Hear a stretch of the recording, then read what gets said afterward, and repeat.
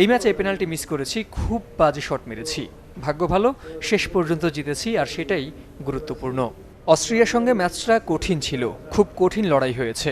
শেষ পর্যন্ত রেজাল্ট আমাদের পক্ষে গেছে। আমরা নকআউটে কোয়ালিফাই করেছি, আর সেজন্য সবাই খুবই খুশি। পরপর 2 ম্যাচ জিতে সত্যি ভালো লাগছে। বিশ্বকাপের প্রতিটি ম্যাচই খুব কঠিন। আমরা চেষ্টা করব সব ম্যাচ জিততে, আর পুরো দল একসঙ্গে থাকতে আমাদের ভালো লাগে। সেটা বিশ্বকাপ বা ফ্রেন্ডলি যাই হোক, উপভোগ করি সবার সংস্পর্শ, এবং আমাদের দেশের মানুষকে খুশি দেখতে ভালো লাগে। সবাই সে চেষ্টাই করে। তবে প্রতিদিন বা পুরো টুর্নামেন্টে এটা করা সহজ নয়। তাই প্রতিপক্ষ ও মোমেন্ট দেখে এগিয়ে যেতে চাই, উপভোগ করতে চাই প্রতিটি মুহূর্ত।